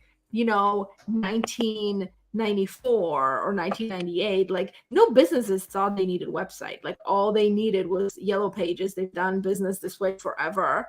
And it took a very long time for them to feel the pain, to be like, now I am left behind. And now we're at the point where it's like, if you don't have a website and social media presence, then it's like you don't have a business. Like, I don't care who you are. And it doesn't matter like what kind of business. Like I've literally met one business owner that was successful, a solopreneur, over a period of, I mean, we've been in business for like 10 plus years, and we've been here for like 8 years. So I've been in the whole like business network. It's the guy that comes and fixes our washer. Like I call him, every time I call him, it's going to be like $150. He was going to spend 10 minutes. He magically is going to fix everything. He always has the thing that he needs. And and I talked to him about it, and he's like, yeah, I don't need it. I have like Google, everybody leaves me great reviews, but it's like, I leave people cards and they, it's like the I found him was like on the community board. I was like, hey guys, like I'm looking for somebody to fix our washer. And he's like, I have no interest. Like I have more work. I mean, this kid is like 24-year-old kid and like makes more money than he knows what to do with. Like he literally would, like he's like, yeah, sometimes I have like 15 clients in a day, you know, and at like $150 a pop plus. I mean, it's crazy. And he's never going to go out of business because we're always going to wash our clothes. I mean, maybe at some point the machines are going to fix our machines. I don't know. But All right. like No, literally the only person. Like how I was wondering a couple. I was like, how long is she gonna go on about the watcher guy? Because it was amazing. Because it's like it just doesn't happen. I push back on it because I just don't agree with that at all. I think that everyone needs social media. The washer guy is making a huge mistake not having social media. He's gonna get older. He's gonna people will contact him less. He's not building a database of clients that he knows. He's not able to communicate with a database of clients. He is exponentially hurting himself because every new client he has and he doesn't add to a database, like get on a social media list or get into an email list or get into a CRM. It's a accumulation of clients over time. And as he gets older, he's going to be like 40, he's going to be 30, 40, 50. He could be hiring people and then dishing out that work, growing a business. Otherwise, it's just a hobby, right? So he's making a major mistake. Anyone who's not on Twitter connecting with people, like showing up to spaces, I think they're making a major mistake. But what happens is that people overextend. You know, it doesn't matter if they're like aping into a shit coin or if they're aping into Twitter Spaces. They have a gambling addiction, or they have some sort of addiction, or they have some sort of deficit. I'm talking about myself here. And they're misplacing their KPIs. They're spending too much time, on Twitter Spaces. They're spending, too much on adding sugar to their body, right? Too much time watching Netflix, too much time, whatever, right? It's like a little bit of sugar might be okay. A little bit of TV might be okay. A little bit of this, a little bit of that, depending what it is. Some things are really, really bad. Don't do those at all. But, Twitter Spaces, it's good to do some Twitter Spaces and connecting. But some people do just Twitter Spaces upon Twitter Spaces, and then they're not following up with people. They're not delivering value. They're not receiving value. They're not executing other important tasks when they're not on Twitter. Again, like following up with people or just doing other important shit. So I think it's all part of a balanced diet. I think that, back to what we were talking about, everybody wants to be part of something. Everybody either is working on something or wants to work on something. Go on Twitter, show people that you're cool, show people you know what you're talking about, connect with people, and just try to find people to build shit with, like try to pop in Discords. If people are, it's like a dating test. Date them in the DMs, like flirt with them on Twitter, date them in the DMs. If they're cool, you can like go visit them in their Discord house. And then, things could get go from there, baby. Always be sure that you wear a VPN. That's a terrible joke. And yeah. We're moving on. And don't click in those links.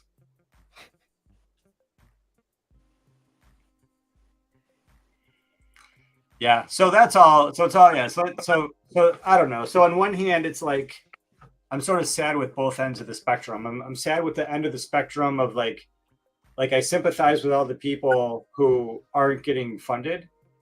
And I'm saddened that the system is difficult to get funding. But I also sympathize with the people running the system. And I'm saddened that the people that want funding aren't doing more to push their own ideas forward or to push their own projects forward. They have an idea. They don't even need the one Ethereum to start it. You know, they can just start it. They can come and show progress. You know, they can just build for the sake of building. They don't need to build, and they don't need to get the retroactive funding. They could just keep on building. You know, they can try to find a product, try to find a service, try to make sales, figure out how to make sales, find your price point, find your audience, right? Do basic marketing, know who your audience is, communicate with them, you know what your strengths are, know what your weaknesses, know what the threats, know what the opportunities, and yeah, make a fucking business. Build something that people actually want to fucking buy. You know what I mean? Like, what do people want to buy? A product or a service people want to buy. You know, but everyone has this idea. They want to build this website. They want to build that website. They want to be a radio show host. They want to be a TV host. They want to be a Spaces host. They want to be a YouTube host. Or they want to, they either want to be a host or they want to make content. They want to make videos. They want to make written like articles or blogs. It's like, or they want to make audio. It's like, yeah, you want to do that. You got to figure out how do you monetize that. You know, it's like you got to get sponsorships or you got to like get an audience to buy in. It's like, this shit's really hard. How do we teach people entrepreneurship? I don't know. Yeah, like the one thing that I will say that I think it feels stupid to have to say this, but I'm going to lean into it and probably gain some haters for it.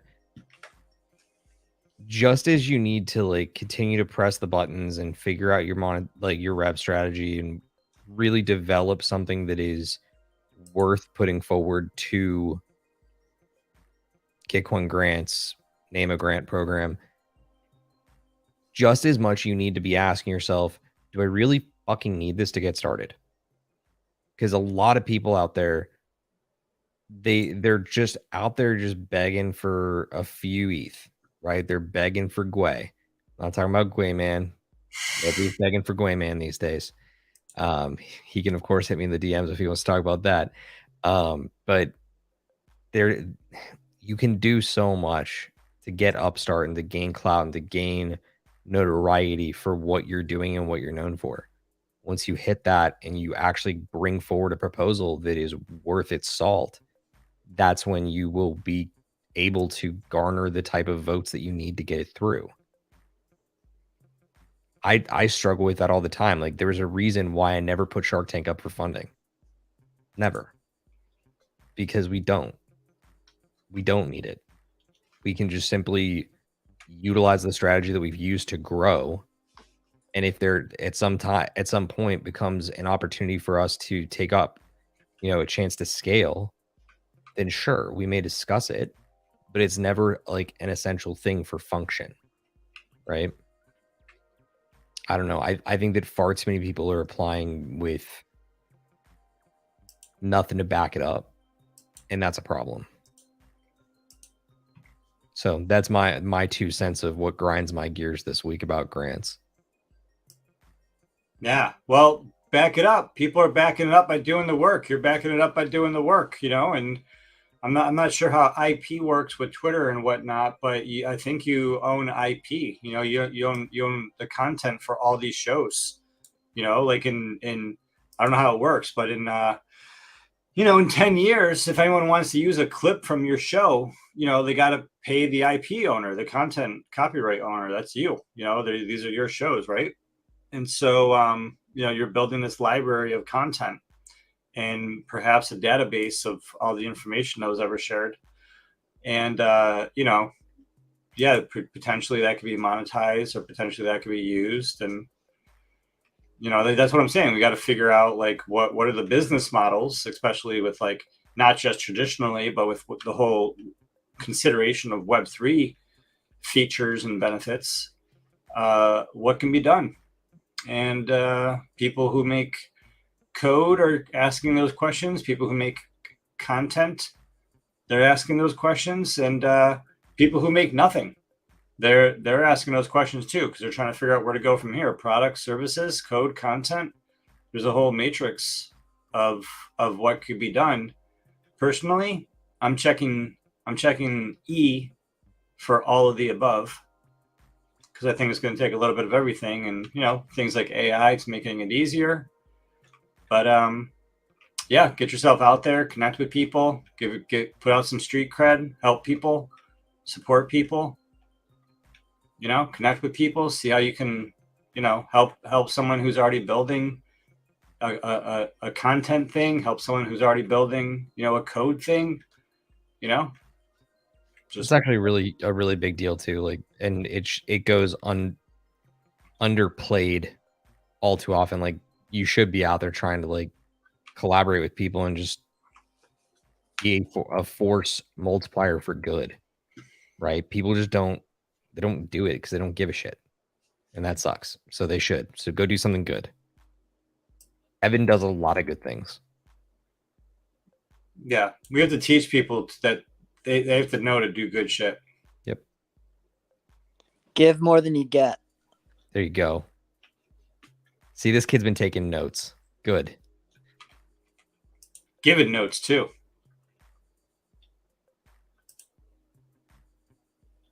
Yeah, cool stuff. Cool beans, as some people used to say in some parts of the world. Wicked cool, as they would say in others. Age is showing. Yeah, padiddle. Yeah, very cool. I don't know. A couple hours in, I don't know if we should like start wrapping it up. I think we should start wrapping it up. We're talking about the whole ERC-6551 token bound accounts, TBAs. Totally interesting. Totally fascinating. I'm totally fascinated by this. There's a lot to still unpack with that. Like, it's still so fresh. And for those that missed it earlier, you should go back and listen to it again, because it doesn't make sense after reading it 3 times for me. Dude, it's so simple. Any NFT can own its own wallet. But I don't think it's that simple. That's the problem for me. I really don't think it's not. Simple. It's way more complicated than that. You're right. It's like any NFT can own its own smart contract. It could own its own wallet. It could own its own money. It could own its own other NFTs. It could own its own ENS name. Yeah. Yeah, it's just nuts. Yeah, that's before you get into the whole inception concept, NFT inception. Yeah, people are probably sleeping on this in a big way. Obviously, some people get it. There's a couple threads out there that we reviewed, and and there's really smart people that built it, and it's an EIP. It has a couple audits. People are putting money behind it. There's a lot of first of all, a lot of games are going to be buying it. You got like like imagine if like Bored Apes, theoretically say, yeah, you got a shirt, you buy this NFT, you can put that NFT shirt on over it, and the NFT has to own that NFT. It's pretty wild what's possible. Yeah, then we talked about the grants too, and just like, forget the grants, just gonna build. Build more, talk less. That's on minting coins. Talk on minting coins, then build more. Yeah. Less Twitter. Cool. Stephen Miller, what do you think? Any closing thoughts as we round it out?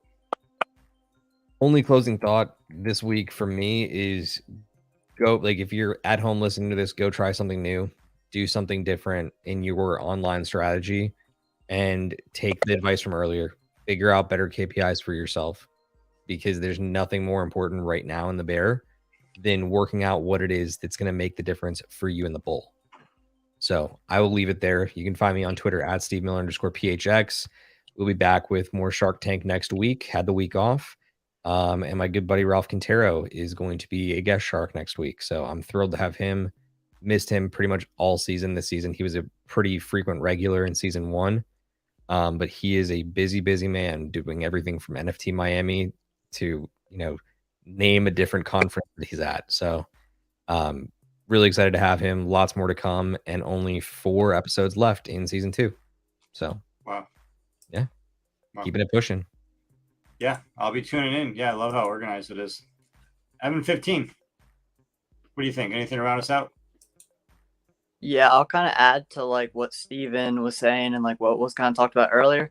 I think it comes down to like strategy and like I completely agree with the KPIs. And I think that, just like take a step back, figure out like what you want to spend your time on, like they said. And then also I think the same goes for like long term, like what do you want to build and have for the next 10, 15, 20 years? Because honestly, in the grand scheme of things, it's a land grab. Everything's quote unquote been done before. It's just a matter of what you want to do and like putting in the effort. Because honestly, like, there is so, especially like, obviously there's not going to be the next Ethereum, the next ENS, but like within like, relative, businesses, like there are so many different things. Whatever you want to do, just have like that long-term mindset and figure out now and work backwards. I think it's very important to have that like, vision, like, you're not going to know every single piece, but you got to have like a general gist of like where you want to be. And that's where you got to start. You got to have like a plan of, all right, this is where I'm going to start and build. Like Steven said, you don't always need to have money to get started. Get a social media page and start networking with people in ENS, at a minimum. There's always something you can do. And so, yeah, I'll reiterate, like you guys said, just build, just do anything, just something, like keep moving, march along day by day, keep improving, keep doing a little bit more. And, that's kind of how I think everyone improves and gets shit done in the grand scheme of things. 100%. Building, iterating, improving, the cycle of personal and professional life. I mean, that's like you could apply that equally toward a personal life just as much professional life. Ada. Closing thoughts, closing feelings, closing insights. Yeah, I have a lot of feels, but I'm gonna keep them to myself. Matt, So, Say it on. Close yeah, us in style. I'm just like a little disillusioned with the community at the moment. I mean, it will pass, but I'm just, but I think that this is the time to put together your team, and this is the time to create a foundation. This is the time to figure out your, structure, your processes, your product, your like the things that you need to do. If it's your side hustle or main hustle or whichever hustle, because I think we're still like a good 2 years away before the new wave of people comes and onboards. And I think that we are going to see huge amount of people onboarding. I mean, like, even from like the sort of our first bear market and then the whole NFT craze, like we saw epic amounts of people, and it was still like the whole Web3 space was fairly unknown. Like, I don't think that there were any brands at that point that were onboarded. Like there was really like barely any talk in the news. And I think that this is a whole different game. And I think that we have maybe only a year to have all the pieces in place before it's like, it's game time. It's showtime before the curtain goes up. And it's like, I've always said that this is like the best time to just like keep your head down and build. And yes, like you have to build your connections, but you also have to, I think there's a lot of research, and there's luck and foresight and just being able to look at trends and predict trends to really understand like who exactly are going to be the next wave of people that are going to be onboarding, and what are their needs and how you can help them, like how your business is going to meet their needs.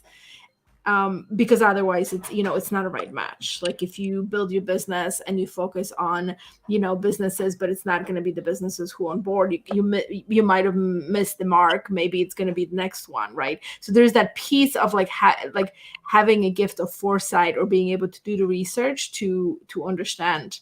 And I think that that's where we are right now, is to kind of like fine tuning, like what is it going to be that people are going to need and how we can help them. Not, just selfishly to build a business and make money, but how we can help bring people into the space and onboard them in such a way that they have a positive experience and aren't onboarded by a bunch of degens that just want to use them to pump their own bags. Because I think if that's your experience, then it's like a bad experience, and then you're going to go and tell everybody else that Web3 sucks. And that's just going to slow down the adoption. So that's my closing thoughts, you know. And I think that we're all here because we all believe that the Web3 and decentralization and technology is so very radically important that we have to do our part in making sure that it gets adopted.